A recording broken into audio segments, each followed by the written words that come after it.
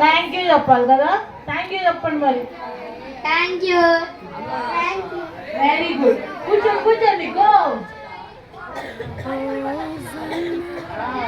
దావీదు కుమారుడికి వినిపించలేదు నాకు. దావీదు కుమారుడికి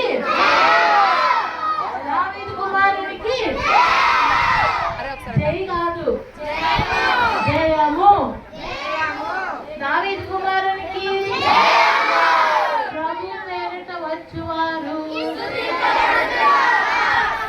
ఏమన్నారు? అట్లా అంటున్నారు. స్తుతింపబడును గాక.